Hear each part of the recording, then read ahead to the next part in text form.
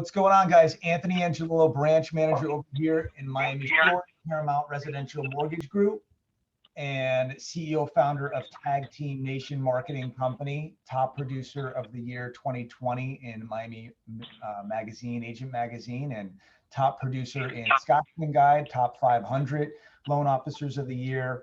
Been doing this about 18 years, co-host of DC and Melinda, my favorite co-host of all. And your only co-host, of course, your favorite. What we right. What we specialize in, guys, is like we talked about today in Clubhouse. If you guys are not following us in Clubhouse, how to salvage your deals, and it's all about salvaging deals, man, and trying to get deals to close. We like taking on the shit storms, and we pride ourselves on that. But obviously, a paper would be nice here and there. So with that, I'll give it to Melinda. Good morning to you guys. Good morning, everyone. Thank you so much for joining us. So I'm Melinda Grimaldi, a real estate and title attorney. We are a multilingual law firm taking care of your deals and getting them closed as fast and as quickly as we can. So a little bit about the show. So if you guys are just recently joining in, we haven't introduced the show in a while. So the show, the premise of the show started because we used to do, Anthony and I used to do in-person events all the time, and we will get to at the end of the event, and people will come up with scenarios like, how do we fix this? What do we do? And we were constantly doing damage control. So damage control is how the name got started, and is where this all came from. And it was basically, let's go virtual. Let's provide opportunities for people to jump in, ask questions, and have more opportunities to come in, because of course, this is much more efficient than doing it in person every week. So we went virtual, and of course, lo and behold, everything went virtual. So we were perfect timing for all of that. So thank you. We are at over 500 subscribers now, maybe 6. I lost count. And we are on episode number 34. So episode 34, our topic today is systems and teams. It's part of how you grow your business. And that's why it's so important, and part of our January theme of getting you ready to kill your year. So with systems and teams. So what is systems? Anthony, if I say systems to you, what comes to your head? Like, what do you think about? So I think of workflow automation. I think of process. I think of CRMs, but I also think of getting organized. You know, I hit you up a lot, yesterday morning, and I was telling you, look, I'm staying home today because I need to restructure to get to 100 units a month. I need to reinforce things. I need more expectations. I need to start, making the staff understand, look, when we're going to get to this level, you're going to need to now do things differently. So our workflow and our process, we've changed up dramatically. We revamped our automation. Those of you that are doing business with us right now, it's been shut down for a month, and I feel naked without it. But February 1st, we're going to go live and launch again. So that's big. I mean, systems for me. Melinda obviously has, massive systems with structure, and everything's written on paper, which we have as well. And that's also systems, your process. How do you, if your staff doesn't know your process, then how are you supposed to clone yourself and then obviously build a team? You can't just magically hire someone and expect them to know everything. So you need to have a playbook.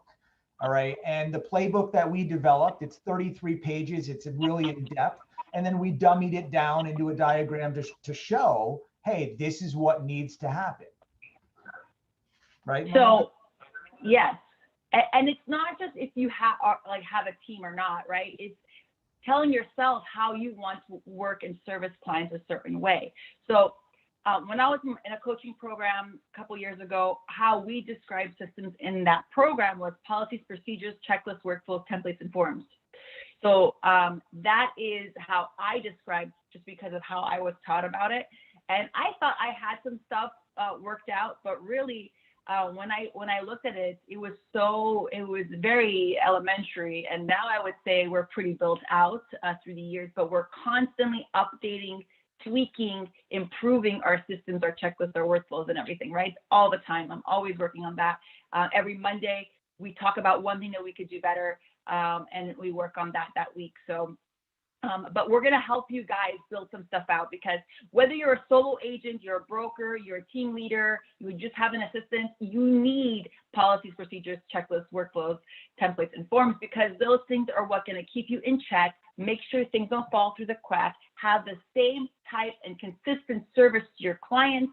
Because, right, if you have only one client right now, that's easy to keep it all in your head of what you got to do next, right? But that's not the reality of life. We have multiple clients in different stages of the process, and every stage requires something to be done to push it to the next stage, right? And you want to make sure your files, your clients, your deals are always being pushed to the next level. So, you know, the more systems you have, as you grow with a team or an assistant or a VA or a transaction coordinator, you're able to kind of release the reins a little bit and still have the benefit of the service you expect and know things are getting done. So there is a poll for you guys to answer a few questions. So don't forget to answer our poll. But I would say that there's a few different ways. Can't hear you. Definitely. Oh, go ahead. You, go you ahead. can hear me now? Okay. There's a few ways you could start to build out systems. And I think the first and foremost is the way you should start is by building out your checklist for servicing your buyers, your sellers, and your renters, right? So whether it's a tenant or landlord, depending on what you do. Where you start is what you do the most, right? So what are you doing the most right now? And that's where you start, okay? And you start by making the full grand picture workflow. Say, okay, the first step is to the sales meeting with the listing appointment, and you could actually start before that and then work your way down as to the different stages. So we do have some resources that we built out for you. If you are a subscriber to the show and watching on Zoom or later on a pre-recorded, you will get that email to you after the show. Very important, guys, that you save the email as a contact, that you get all the DC reminders and show notes, because this way it won't go to spam. So I know sometimes people ask us about, oh, I didn't get this. It's likely in your spam if you didn't get it. So make sure you add it as a contact to avoid that from happening. So one of the ways to get started is just by creating a checklist, and then, you know, slowly building out step by step what you got to do, and sometimes just doing it in the moment. That's how I started to build out my checklist. And really, like, in preparation, it's the hot topic now. Everybody wants to hire a VA, right? Anthony and I have been very successful with having a few VAs helping us do some stuff. But you got to remember, you can't just hire a VA and expect them to know what to do, especially most of them are not trained in our field. So we got to train them. And the way to train them is by having written procedures, workflows, templates, checklists, with all that, right? Let me elaborate on that real quick. So, because there's so many things you're throwing out, which is good stuff, and I know everyone's minds are turning right now. Crystal, we'll get to your question in just a minute. You have to start with the basics, all right? So, for example, the VA that we hired, that was 2 years ago almost, and I wrote down exactly what she needed to do. I cloned that person, that individual, ×2, because now we have 3 VAs that are helping us out. But the basics need to go on paper. You need to brainstorm what you want, okay, what Dana McCollin wants and expects for her client, her service. What's the service going to be for her clients? What does she want? All of that needs to go on paper. When you're training your VAs, you need to set up expectations. Melinda told me this yesterday, and I revamped everything. Our issue was we have great systems. Everything was being delivered properly, but some of the expectations and the salesmanship in the delivery was lagging. What I mean by that, let me just use for an example. An appraisal came in low. All right, we sent out an email to all parties. We should have called prior, okay, and buffed and the blow basically of saying, hey, it came in $5,000 short. Normally, all right, systems are going to allow us to send out automation. It's good, but it's bad. It's a double-edged sword. So you still need to make that phone call. So that would go into what Melinda taught me yesterday, actually, is the expectations part of it. What are your expectations to deliver good service? You're in a service industry, all right? It's your name, it's a reputation. You don't want to screw up on the 11th hour. So how are you buffing the shit that goes on in our business And if you can't control the listing agent, you're the buyer's agent, and you're the listing agent is just not starting off on a good foot. We just talked about this in Clubhouse. You know, that's a rocky road, man. That's going to be a disaster. It's going to be a reflection on you. So the systems and the building out is very important. When an agent calls me up, now I have them go on a Friday meeting to talk about our systems, our service level agreements, what we expect from them, what we're going to deliver. So the basics right here, what Melinda's telling you guys is, you want to, good to see you too, man. You want to build your stuff down and set up a playbook, all right? Whether it's a funnel or if it's a CRM or whatever it is, whatever your systems are, in this case, your client, you should start with a Word doc, a simple Word doc, and brainstorm, right? And that's what Melinda has. She's got Word docs and everything with hyperlinks in it I mean, it's really impressive, I've got to say, but it teaches and clones her staff what the next step is, so they can anticipate, oh, that's the problem that we had here. We better not make that mistake again. We need to go left. We're not supposed to go right on here. You can start implementing that once you start scaling with tech. All right. And that's where things get fun with Slack and what we're doing right now. And, you know, putting your bio together and creating a funnel that is going to sync everyone into one, you know, intake form. So the basics right now, put it on paper, brainstorm, start with something at that point. We're going to give you checklists. I believe, Melinda believes that checklist is going to help you out on organizing the expectations of the client. If you don't have that formula down, even if you're a veteran and not new to the industry, if you don't have that formula down, you're not doing the same thing for each client. You should be doing the exact same thing for the $1 million client versus the $100,000 loan client. Well, the same thing is going to happen for both files, right? There's certain things that are exactly the same for your $50,000 listing and your $1 million listing, right? But then there's certain things you might do a little extra on your higher end, but we know there's certain basics, and that's where you want to start, right? You want to start with what are the bare necessities, and then from there build them out as you go along. So, you know, we're talking about grand scale workflows, and then there's like the sub parts of that. So every task, like one of your things you need to do when you have a listing is upload the listing to the MLS. But what does that look like? There's actually a lot of little subparts. So every part of your workflow in your system will have subparts. And those subparts and offshoots is how you're going to be able to train other people and use VAs, assistants, transaction coordinators to help you scale and do more with your time and get assistance and still keeping the way you want it done, okay? So you're gonna have to just start writing things down. Now, if you get to a point where like, I need help right now and I can't wait, one trick that I teach a lot of people that I've used myself sometimes is when you're getting help with a VA or an assistant and you don't have it written out yet, but you need them to start, you have them write it out for you. So what does that mean? You sit down, you're on the computer, you're showing that you're training something, you record yourself as you're doing it, save that in the Google Drive, and then make them write out the steps for whatever that is. And so you create that system. Now it's also for yourself. How many times, I know for myself, it happens all the time where I learn something new. I figure out how to do something and now I know, okay, but you don't do it all the time, right? It's one of those quirky things, one of those things that happens once a quarter, once every, like for example, for us, for co-ops, you know, we get one once in a blue.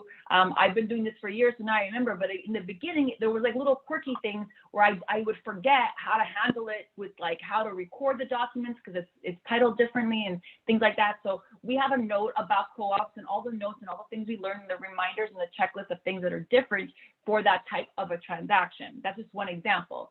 Same thing for marketing, same thing for, you know, a list of all your logons, a list of all the programs you use. Just start organizing yourself and your thoughts. But I want to talk about one thing that everybody here has a struggle with for sure, and that's emails. There's a way, emails are crazy, right? Like for ourselves, I don't know about you, Anthony, but we have about 400 emails on average for every transaction. 454. It's you checked it out. Yeah, last time I checked it was 400. So 400 emails, that's a lot of emails. And then there's so many. And so we had so many emails, seeing whatever. So we created one team email. That's how we have labels and filters and folders. And you have to create a system for your emails on how you handle them. So you want to make sure you have folders for different types of tasks, like you know, those newsletters and periodicals and things you want, like stuff from the board, you know, you want to look at them, you want to keep them, but you don't want them interrupting your daily flow.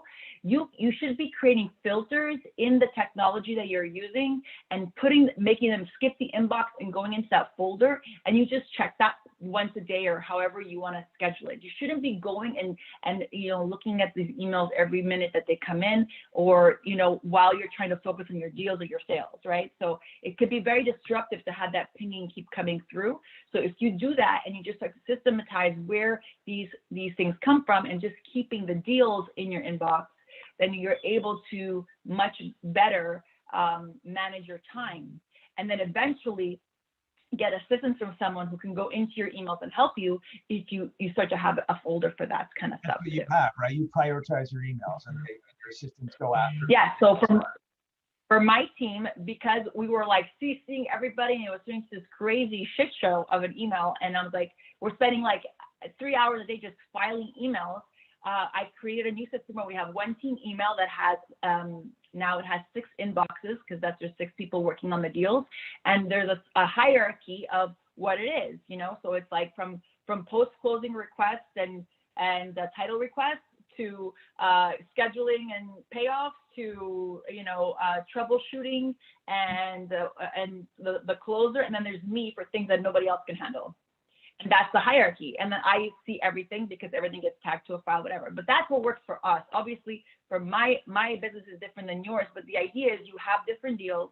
And if you want to have an assistant or a VA help you, you need to create a system in your emails so that they can start doing stuff for you. Okay. And the only way they could do that is by starting to at least create a system, a way to filter your emails for a deal, whether it's property address or client, and you start to, they get automatically tagged.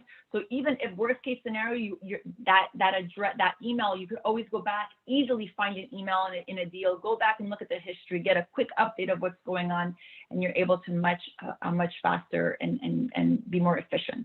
And the idea is efficiency, because we have way too many things going on. So the systems make you more efficient and give you the sanity of what it is. It's down to like things, I know what I got to do to fund a transaction. And I'll give another example before we move on to something else. I know what I got to do to fund a transaction, but it's gotten to the point where we're so busy sometimes, it was making me very, very nervous to wire funds because there were so many things being thrown at me. So we created you know how lenders have their like funding approval? Well, we have our internal funding approval. I will not fund a deal until this checklist is finished. It's not done by me, it's done by my team, but I see the notes in there that everything is verbally confirmed. All these stamps from the notary are on there, because these things after closing is very hard it's much harder to fix than before closing, right? So we do this quick checklist, all the wire, everything's been posted, all those internal receipts, yada, yada, yada. It's about 15 quick checkpoints. It's like a last minute double check, but it's something I know how to do, right? I know I can go and check those things. But the thing is in the heat of the moment, when we're rushed and we're doing a million things, and we have people waiting in the conference room, this and that, this allows us to have a more streamlined process. And it makes me more confident and comfortable that my team and I are doing what we need to do properly and not missing a step. So you guys too, when you're going through and you have a bunch of things going on, what are you guys doing with your deadlines? How are you handling them? Are you just keeping them in your inbox? Are you adding them to your calendar? What do you do? At the beginning of every transaction, we calculate the deadlines. We give them to the agents, we give them to the parties. What are you guys doing with those deadlines? Yeah. Right? We calendar it to follow up and remind everybody, but what are you guys doing? Right? Like, how are you going to handle deadlines for your deals? It's something you got to think about and build out, because we don't want our any problems, you know, to come up that we could have avoided just with like a quick addendum or something, like an email to handle that. What are you going to say? It's not just filing. I don't want them to think that, hey, we got to subcategorize Outlook and Gmail. It's not about that. It's the speed to contact. What Melinda's saying is she doesn't want to be in a closing, and there's a high priority email that needs to be exhausted or to answer, I should say. And Kathy, let's just say, can answer it, because now she can see that email coming in while Melinda's at a closing. That's the concept. If you're out in the field and there's a lead that comes in and an hour goes by, it's gone. It's dead. Even if it's a hot lead maybe they'll stick around, but you bet your ass they're going to shop probably, you know, and if you weren't receptive and you weren't physically giving it your all and you weren't calling within 5 to 10 minutes, they're going to say, oh, maybe she's or he's too busy for me. Okay. So having your staff, your virtual assistants, or, you know, even your transaction coordinators, if you have any, that's important. I know Clinton, I work with him. He's got, you know, Chrisanne, she's a beast, man. And she's always answering his emails, but she's on top of every single thing. So that's extremely important because you're out in the field and you're a professional and you don't want to interrupt the business you have, obviously. So how do you manage that? That's why prioritizing your systems. And it can be as easy as Slack. We use Slack. We've got 200 people on Slack right now. I don't want emails. Emails, 26% of the emails are looked at. The rest are trashed. So the likelihood of anyone watching any type of email, it's gone. It's dead. People are text messaging each other. They're DMing. They've got Clubhouse now. We've got WhatsApp, Slack. So there's so many applications that the email is the last thing they're looking at. So you've got to organize your front end intake form, and it stems with putting everything you want on paper. All right. You're the person, you're the 1099 real estate agent. What does Dana want? Let's answer Crystal's question. I'm going to allow you to talk, Crystal. What was your question?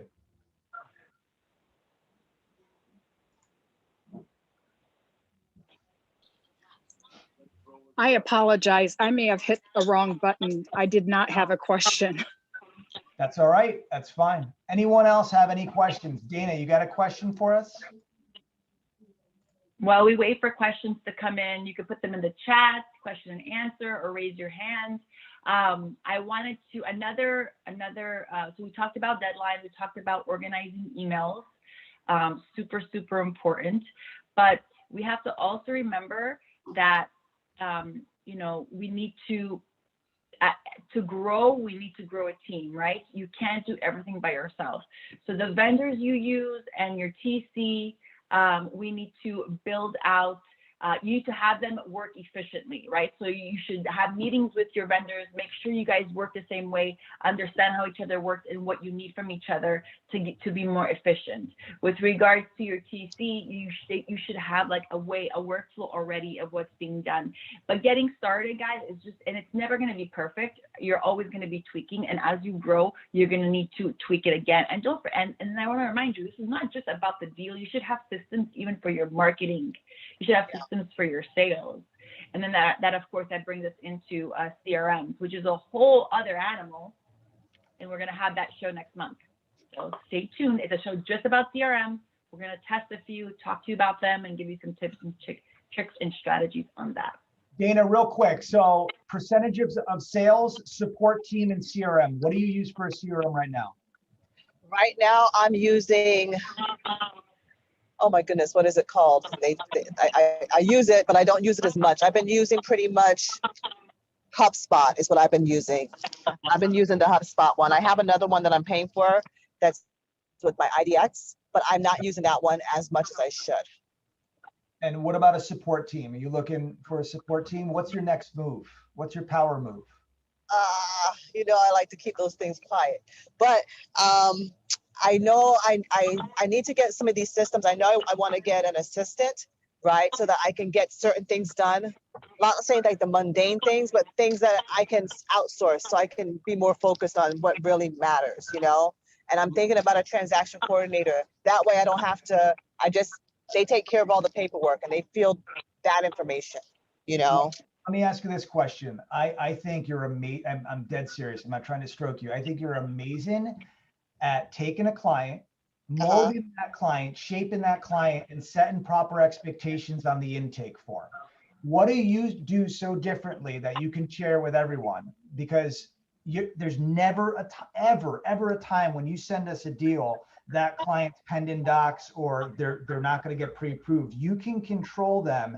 And I want to know how you do it. I'm curious, is there a specific intake form that you have, a process that you have that you can share? Pretty much, I'm kind of like OCD, I've been told. So I'd like to do things pretty much the same way. So I explain to them the importance of getting their information in, and I give them the pain point that if they don't, they may find that property and it would make no sense to go look at it if you don't have your paperwork in, because I've been in situations where I'm sending sellers offers and these offers are incomplete and the sellers just laugh because why are they going to take their property off the market if the person doesn't even have their funding in place? They haven't done anything.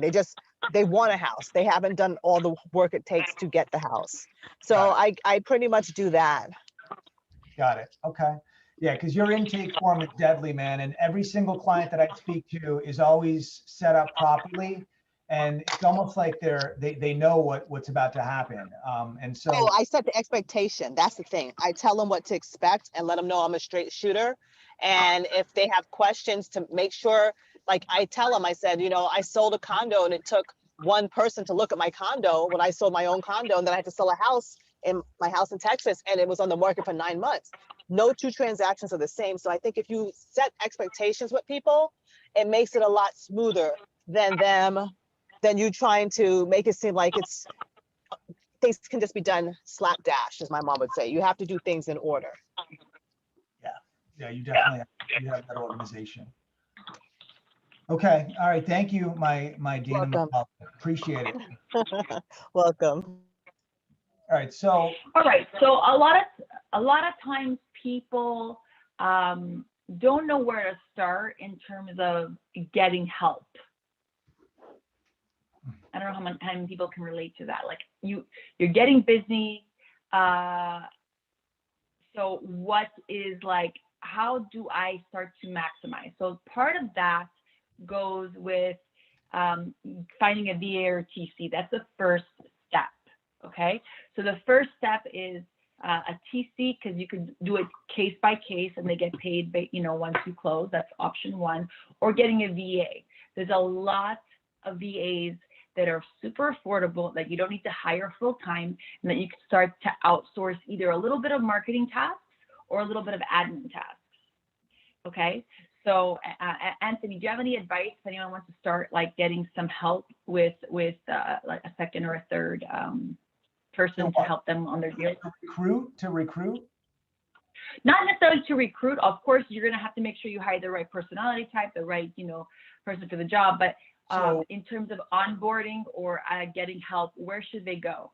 So I went to Upwork, and this was 2 years ago. And I did not search, this is going to sound bad, but I didn't look for anybody in the United States. I wanted work ethic. I wanted people that really want it, make it. And I'm not saying that Americans have bad work ethic. All I'm saying is that, I wanted someone that really, really wanted to grow with our company, right? And so I triggered to the European sector, and I found my person that was from the Ukraine, because number one, I was looking for someone that was HubSpot certified to build out workflows and automation with me. I could do it, I'm certified, but it's time consuming, man. It took me 2 years to build a system, all right, and to really make it work, because I saw all the intricacies in our business that had a lack of communication. So I wanted to make an effort on my part to say, all right, let me take the hands, and just control the sector on where I see the issues are. So I found her, and she was amazing. And here we have 2-year relationship. And she's certified in HubSpot, but she's amazing with marketing. And I mean, she's got an eye with marketing. So this was something that I wanted. And so if I would recommend anything, I would say Upwork is awesome. It's paid by Payoneer or credit card. And I just feel like that might be a good route to build systems. Now, virtual assistant, what I found out was the Philippines has Amazon, and Amazon's training thousands of Filipinos for phone sales. So what I found out is that their phone skills are a hell of a lot better than any other country. And not to frown on any other countries, but it's really, really good, and they're really engaging well. So I'm finding results from that standpoint to be higher than, maybe outsourcing to India or whatnot. So it really varies. What do you guys want? What are you looking for? and how are you engaging with what you need help on. You've got to go slow. All right. You've got to really take your time and build things and have projects. We use Trello. I don't know if you guys know Trello, but the queen over here has everything in Trello, and there's just subcategorized subfolders with Trello. And you know what? It's helped regroup and reshape everything we have going on right now. So that's a great calendar system, and it organizes you. So as you grow, organization is key, right? Definitely. And then you have to build out a way for the best communication between you and whoever you're working with. I would suggest that not be emails, because you're already getting so many emails, so that will defeat the purpose. So either something like Trello and a chat like Slack or something like that, to be able to have that workflow. What I like about Slack is that you can have different channels for different things. Anthony, can you write out the companies as well? So Slack has different channels and different chats. So you could have like a chat about a deal. You could have a chat about a marketing strategy. You could have a chat with a specific vendor, and you put them in that way. So it's super useful for everybody. Show them our Slack channel real quick, or no? Sure. Look, let me show you guys something. Share screen. This is what we built out. All right. So here's our marketing right here. Okay. And here's, I don't know, let me show you the leads that I get. Here are the leads that come in. So all of our sales and leads, everything is here. So we have organization, but everything you can edit is on the intake form. Meaning, if I want to put like a team that I do a lot of business with is Larry Fisher in Tampa. When they fill out their intake form, they're giving me the cliff notes. And you know what? There's 6 people that are in this team. That's not going anywhere. We're not missing that lead. And so this is important to have your systems organized. We've categorized it in groups: marketing, consultants, operations, questions, Q&A for Grimaldi Law Firm. So if there's any title questions, there's 145 people asking questions on a daily basis. It's keeping it organized and really setting boundaries on how you guys operate. And people need to respect that. You know what I mean? You can't just say, give me a call anytime. When you grow, you're going to eat those words. I sure shit, you're going to eat those words. You need to set boundaries and expectations. For sure. Okay, so the first things I want you to guys do is organize your emails, right? Figure out a way to organize your emails, filter your filters and folders, etc. Create checklists for the workflows that you do most, for the files you do most commonly. You'll be getting a listing one from us after the show, and you could tweak it to work your way if you do things a little differently, or a little add a few things that you don't do on top of what's already in there. And then with regards to the mini procedures for little things that you want to start outsourcing, make a list of all the things you want to start outsourcing, and then make checklists or videos on how you do those, so that when the person starts working for you to help you with those things, they are ready and they're productive right away. So those are some little tips there on building out systems, because we don't want to be doing the same thing over and over again differently each time. And that's what creates the insanity of our business, rather than creating the systems really help you gain that sanity and that confidence that you're not missing anything. Like, I don't know about you, Anthony, but like, I have to write everything down, but sometimes I'm like, oh man, like that feeling that you forgot something. Yeah. I used to get that a lot before I had my big systems. Like, now I don't have that anymore. No.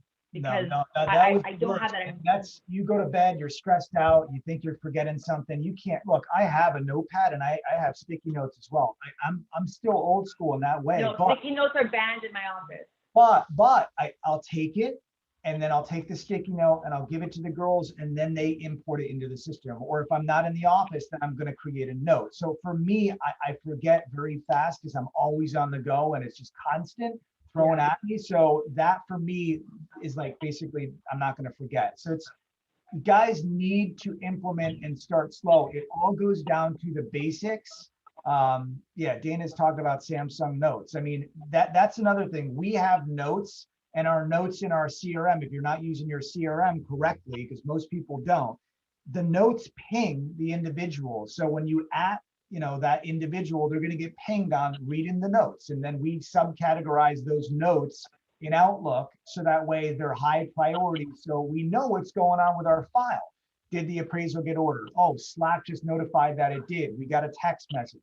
If I miss Slack text message, then I know that I'm going to get the notes pinged when I open up my CRM the next morning. So it's just the accountability for your team as you bring them on. It's important that you create your systems first and then start hiring. I think people fail, Melinda, because honest to God, I think, and I've had this. They go, they hire, they have no systems or organization or anything in place, and then they wonder why that person leaves them or it's not working out, because that person has no direction. Yeah. To make it more successful, you need to have that structure built out.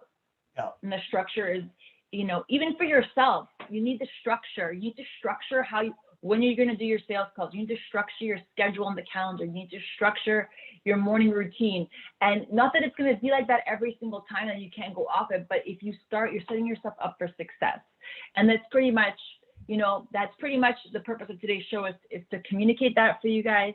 We'll set you off for the listing checklist, and then, hopefully you have some ideas on how to get started. If you have any questions about how to build out your systems, where to start, we're happy to definitely help you out there with that, because we've been there, done that already so many times over, right? Tons. Dude, I'm not, if you guys need help on workflows or automation, that's my forte. I could sit here for an hour and go over that stuff with you guys, but it's very complex, and I can't do that unless I know what you're thinking. I need you to brainstorm, and obviously that's something that we need to sit down and obviously consult you and say, look, this is what we should do. We've done that with Dana, and it's worked to help her organize her business. But it's important that you guys are organized and you have those systems in play before you start to scale. Any questions? Because I see messages, and I don't know if Facebook has any messages. Oh, I haven't checked on the live stream. Thanks, Gail. We're definitely gonna look out for your information, because it's all about being more productive in our day and providing the same continued type of service, right? So systems help us do that. And as we scale, it's hard to trust people to keep that same level of service. And by having these systems, you're able to release the reins a little bit and know that things are still being followed in the same way. Yeah. Right. So if I can give a recap, Slack, I think everybody should be on Slack. I think it's amazing on your phone. It is so easy to use. It's like a WhatsApp on steroids. You can FaceTime on it. You can connect to WhatsApp, and it connects to multiple CRMs. So you can embed your Slack notifications through those CRMs. And you can subcategorize that way. I know that we had a question about Google and subcategorizing folders. That's creating a rule, and there's ways to create rules in Outlook and in Google, but it's not about subcategorizing. You guys need to really understand that if it's subcategorized in a folder, it's still sitting in the folder, and if you're not viewing that folder, you're not going to get to that email. So if everybody, 99% of the consumers and individual employees are on their cell phone, nobody's even on the computer, man, they're all on their cells. And if they need to get text message, that is something that I would set up, a capability that you're allowed to ping each other and have it embed in your CRM. So that way your system and your flow is going to be your call to action, and therefore your response time is set. But Anthony, that's like 10 levels of organization. A lot of people don't have the CRM yet to do that. So that's why you want to start by creating the basic systems. Another great tool to use in the email platforms, or in Google, it's called canned responses. I think they're templates in Outlook, but we're sending the same emails every day. Yeah. So why are you retyping it every day? Yeah. Create the template emails, store them somewhere, and then save them as canned responses or whatever they're calling your email platform, so that you can very quickly just go on the drop and just fill in the missing pieces, and you're going to be so much more productive in your emails, guys. Emails take up so much of our time, so we don't want to get stuck on that, and then all day long they will suck the energy and the life right out of you. So using canned responses is a great tool. I will remind you, we had so many canned responses in our email, but we didn't have them saved anywhere else, and then Google somehow reset and we lost all our canned responses. So make sure you're saving them somewhere saved in Google, Dropbox, Drive, somewhere else other than the email, so that you could always go back and reference them later should something happen to your responses. That's a really, really quick and easy way to be super productive. So Gail's saying, so guess about just saving drafts. Is that what you're saying? Word documents? No, you're saying set up a template that your CRM has, template emails, canned emails. I'm not sure. I think that was before we talked about canned emails. So I'm not sure. I think I'm not sure. But did you have a question, Gail? Maybe clarify your question. But other than that, that's pretty much it, guys. We don't want to like drag it out. I think we hit home the topic, and hopefully we have you guys next week. What's the topic next week, Anthony? I think CRMs, right? I'm pretty certain it's CRMs, right? No, that's next month. That's next month. So next week, we are going to be wrapping it all up with bringing all the pieces that we've been talking about all month into a grand scheme. So I believe it's about business planning and tying all the pieces together. Then check it out. Then it's business plan, and it is. You'll get the email. Thank God it's automated. No, yes, next month we have all our contacts already planned out. We have some great guests coming on. We have some amazing content. We're going to be talking about CRMs. If you guys don't already have a CRM, make sure you're on that. Even if you have one and you probably haven't built it out all the way, so come and join us. We'll give you some tips and tricks on how to do that. Other than that, hope you guys have an amazing rest of your day, of your week, and we'll see you next week. Bye, guys. Oh, thank you.